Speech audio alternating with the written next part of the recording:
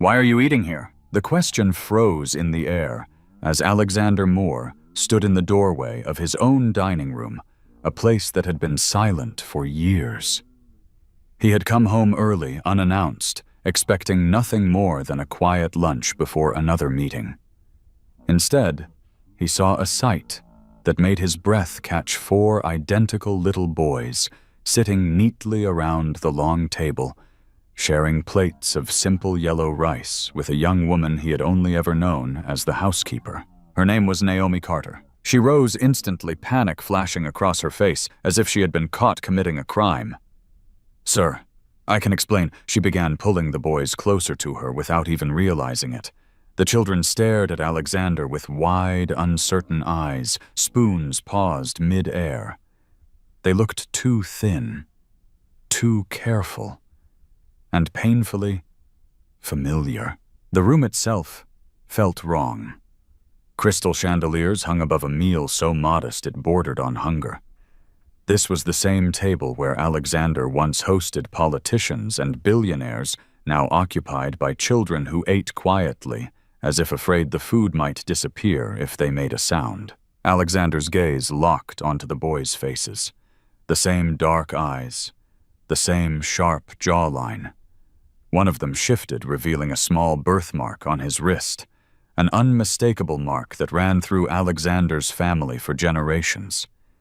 His heart began to pound. "Who are they?" he asked, his voice barely steady. Naomi swallowed hard. "They're just children who needed to eat." But Alexander already knew this moment was not accidental. Something buried, something impossible, was clawing its way to the surface. The wealth, the power, the carefully controlled life he had built, none of it prepared him for the truth, quietly sitting at his table. And in that instant, Alexander understood coming home early had changed everything. Alexander Moore did not sit down. He couldn't. His body remained rigid near the doorway, as if one wrong movement would shatter the fragile reality forming in front of him. The boys kept eating, slow and deliberate eyes flicking between him and Naomi Carter. They ate like children who had learned that food was never guaranteed. That detail alone tightened Alexander's chest. Then one of them reached for his cup sleeve, sliding up just enough to reveal it.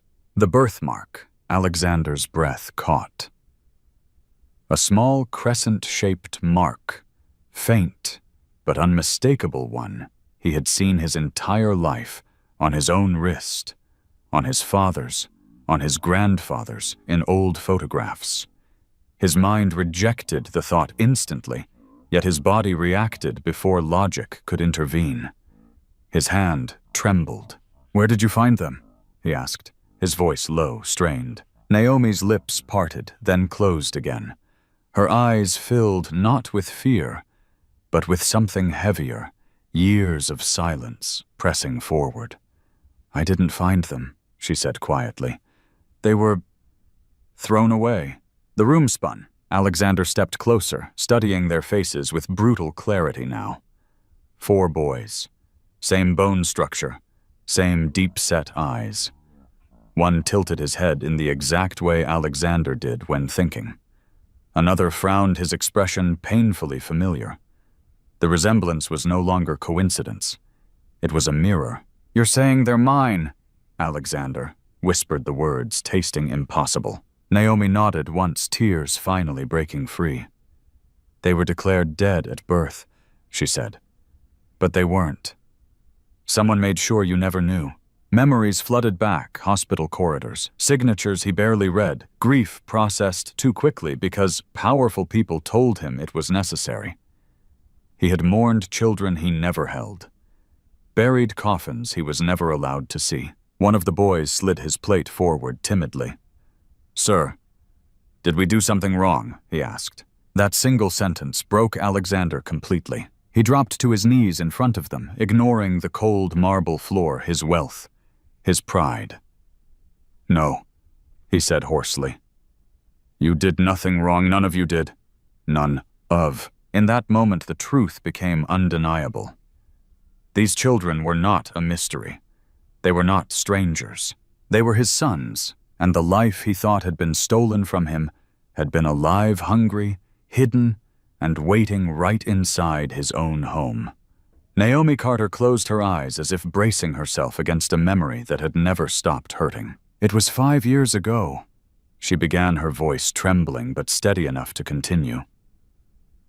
I was taking out the trash behind the estate late at night. I heard crying, weak, desperate. At first I thought it was a cat. She swallowed hard. It wasn't. Alexander felt his stomach drop. They were in a dumpster, Naomi said quietly. 4 newborn babies, wrapped in dirty cloth, bruised, hungry, alive. Her hands clenched at her sides. Someone had tried very hard to make sure they wouldn't be. The air left Alexander's lungs. He pictured it, his sons discarded like waste, while he had been told they were dead, mourned, erased. Naomi continued, each word carrying years of buried terror. I knew who they were the moment I saw them, she admitted. The birthmark, your eyes, your face. Tears streamed freely now. But I was powerless. I was just a housekeeper. Who would believe me against people with money and lawyers and influence? So she hid them. She turned the small servants' quarters into a refuge, feeding the boys with leftovers. She salvaged clothes she stitched from discarded fabric warmth she gave with her own body when the nights were cold. Sometimes I skipped meals, she whispered. Sometimes they cried from hunger, and I cried with them. But they lived. Alexander's chest burned. Every breath felt like punishment. I stayed silent because silence kept them alive, Naomi said. I was terrified someone would take them away and finish what they started. She looked at him, then eyes raw but resolute. I never wanted your money. I never wanted anything. I just couldn't let them die. One of the boys reached for Naomi's hand, instinctively gripping her fingers like an anchor. Alexander watched it happen and understood something devastatingly clear. While he had been grieving children, he thought he lost. Naomi had been fighting every single day to keep them breathing, and the truth was unbearable. His sons hadn't been lost to fate. They had been stolen and saved by a woman who had nothing but courage, compassion, and a heart stronger than the power that tried to erase them. The truth did not finish unfolding with Naomi's confession. It arrived wearing pearls and authority. The sharp click of heels echoed across the marble floor before Alexander could speak again. He turned and felt his blood turn cold. Margaret Moore. His mother stood in the doorway as if she owned the air itself. Perfectly dressed. Perfectly composed. Her gaze swept over the table, over Naomi, over the 4 boys, and hardened. So she said calmly, you finally found them. The room seemed to collapse inward. Alexander stared at her. You knew. Margaret exhaled with irritation, as if disappointed by his slowness. Of course I knew. I ordered it. She stepped forward, her voice steady, unshaken. 4 illegitimate children would have destroyed this family. The press, the shareholders, everything your father and I built. Naomi instinctively pulled the boys closer. One of them whimpered. You threw them away, Alexander said, his voice barely human. I removed a problem, Margaret corrected. And clearly I underestimated how difficult it would be to eliminate compassion. Her eyes flicked toward Naomi with open contempt. I told them to make it quick. Alexander's knees weakened. You told me they were dead, he whispered. You let me grieve. You were grieving an inconvenience, Margaret replied coldly. And grief passes. Scandal doesn't. One of the boys stood up, then trembling. Grandma, he asked uncertainly, the word innocent and hopeful. Margaret recoiled. Don't call me that. Something inside Alexander shattered completely. When Margaret lunged forward, trying to yank the child away from Naomi, Alexander moved without thinking. He stepped between them, arms wide, protective, primal. Touch them, he said quietly, and you will never step foot in this house again. Silence. Margaret laughed softly, disbelieving. You would choose them over me, over your inheritance. Alexander looked at his sons, thin, frightened, alive. He looked at Naomi, bruised by years of fear, yet unbroken. And finally he looked at his mother, a woman who had mistaken power for love. I already have, he said. That day, Alexander Moore lost his inheritance, his mother and the illusion of the family he thought he came from. But for the first time in his life, he chose the family that chose life. And Margaret Moore, who believed she controlled everything, was escorted out of the mansion, defeated not by law or wealth, but by a truth she could never erase. Love had survived her. The moment Margaret crossed the final line, everything changed. It happened fast, too fast for thought. Her hand struck out in a sharp, calculated motion, aiming not at Naomi, but at one of the boys who stood trembling beside her. The sound of skin against skin cracked through the room like a gunshot. The child fell back with a cry more shocked than hurt, curling in on himself instinctively, as if he had learned long ago that pain could come without warning. That sound broke something ancient inside Alexander. He moved before anyone could stop him. "Get out," he said, his voice low, shaking with a rage he had never allowed himself to feel before. He knelt immediately, pulling the boy into his arms, checking him with trembling hands.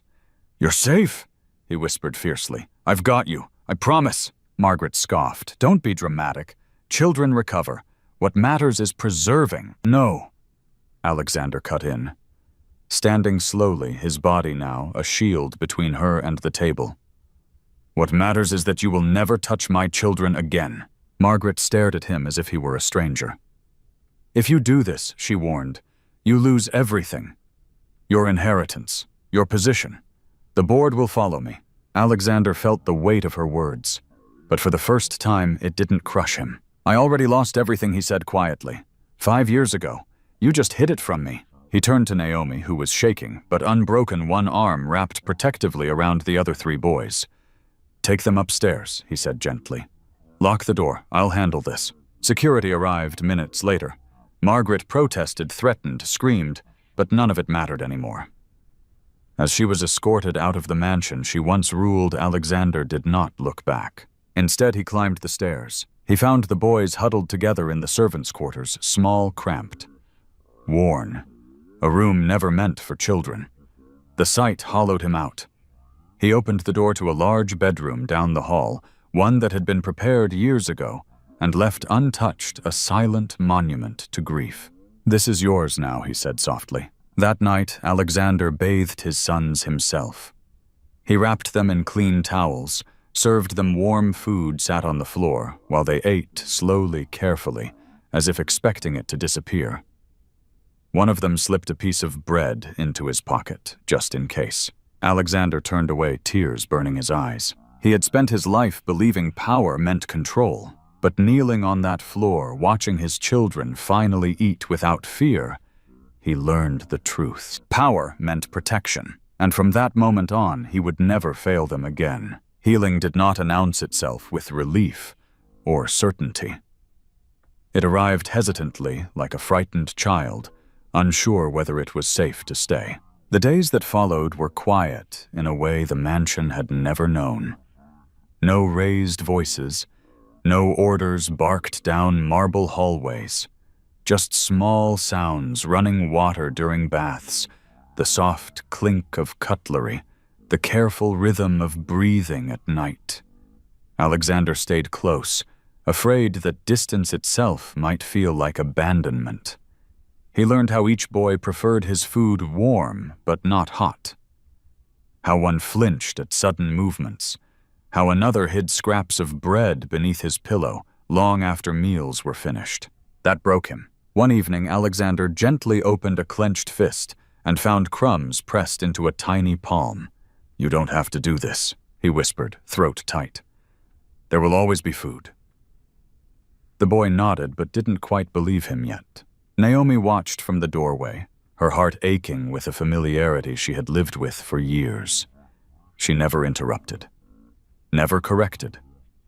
She let Alexander learn the way she had through patience, repetition, and love that expected nothing in return. When the boys woke screaming from nightmares, it was Naomi who calmed them, sitting on the floor between their beds, until morning light softened their fear. Alexander often joined her silently, his presence steady and humbled. One night, as the children finally slept, Alexander spoke. "You kept them alive when I didn't even know they existed." His voice cracked. You gave them everything when you had nothing. Naomi shook her head gently. I just did what anyone should. No, he said. You did what few people are brave enough to do. He offered her more than gratitude, security, dignity, a future. Not charity, but recognition. A place in the family she had already built with her own hands. Naomi hesitated, tears filling her eyes, not because she didn't want it, but because she had never allowed herself to hope for it. The children decided before she did. They gravitated toward her, instinctively curling against her side, calling for her when they were scared, trusting her without question. Watching them, Alexander finally understood Naomi had not simply protected his sons. She had mothered them. And in that understanding, something inside him settled. The mansion no longer felt like a monument to power or loss. It became something quieter, warmer. A place where wounds were acknowledged, not hidden. Where healing didn't mean forgetting, but choosing every day to protect what mattered most. Alexander had lost a mother that day, but he gained a family. The days that followed felt like the careful stitching of something that had been torn too violently to rush. Alexander watched Naomi move through the house with the same quiet steadiness she always had. But now there was a new weight in her steps, uncertainty. She no longer knew where she stood. Housekeeper, protector, mother. None of the titles felt safe enough to claim aloud, and Alexander knew the silence was his responsibility to break. One evening, after the boys had finally fallen asleep, 4 small bodies curled together in unfamiliar comfort. Alexander found Naomi in the kitchen rinsing dishes that didn't need rinsing. Her hands shook slightly. You don't have to do that anymore, he said gently. Naomi froze. I just needed something to do. Alexander nodded. He understood that feeling too well. He took a breath. I want you to stay, he said. Not as staff. Not because you owe me anything. I want you to stay because my sons trust you more than anyone in this world, and because I do too. Naomi's eyes filled instantly. Sir, I never expected. I know, he interrupted softly. That's why this matters. He told her what he had already decided, legal protection, full guardianship rights alongside him. A place in the family, not hidden, not temporary, not conditional. You gave them a life when they were meant to be erased, he said, voice unsteady. I won't erase you by pretending that was just a job. The silence that followed was heavy sacred. Naomi sank into a chair, covering her mouth, as tears finally spilled free. I loved them before I had permission, she whispered. I didn't know if that made me brave or foolish. Alexander knelt in front of her, meeting her eyes. It made you their mother when they had none. That night, one of the boys padded into the hallway, half asleep, clutching a blanket. He looked between them confused, then reached for Naomi without hesitation. Can you stay? He murmured. Naomi held him close, tears slipping into his hair. I'm not going anywhere. Alexander watched them, his chest aching with something that felt like both grief and gratitude. He had lost the woman who raised him. He had uncovered a betrayal that shattered his past. But in its place, something honest had grown slow, unglamorous, unbreakable. For the first time, the house didn't feel divided between power and service upstairs, and downstairs silence and fear. It felt like a beginning. Not perfect, not easy, but real. The change did not come with applause or grand declarations. It came quietly in the way the house began to feel warmer at night. Mornings were no longer ruled by fear. The boys laughed more freely now, their shoulders slowly relaxing their steps, growing louder as trust replaced caution.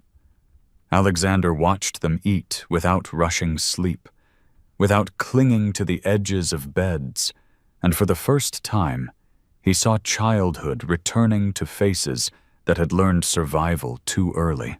Naomi remained the steady center of it all. She taught the boys simple rituals, washing hands together, saying goodnight to every room, believing tomorrow would come with food and safety. Alexander learned beside her, sometimes awkward, sometimes overwhelmed, but always present. He stopped being a man who observed life from a distance and became a father who knelt on the floor, who listened, who stayed. One evening, Alexander stood in the doorway and watched Naomi braid one boy's hair while another leaned against her knee, already half asleep. The moment struck him with sudden clarity. Love had rebuilt his family not through power, but through patience. He had spent years believing wealth was protection, but real protection had come from a woman with no authority, no money, only courage, and the refusal to look away. That night, as the house finally rested, Alexander understood something that would guide him forever. The strongest people are not those who command, but those who choose to care when no one is watching. True character is revealed in quiet moments, how someone treats the powerless, the forgotten, the invisible. Love that saves lives rarely announces itself. It simply shows up again and again. If this story touched you, ask yourself, who protected you when you were most vulnerable? Share your thoughts in the comments. We'd love to hear your story. And if you believe stories like this matter, subscribe to the channel. Because sometimes one story can remind us what it truly means to be human.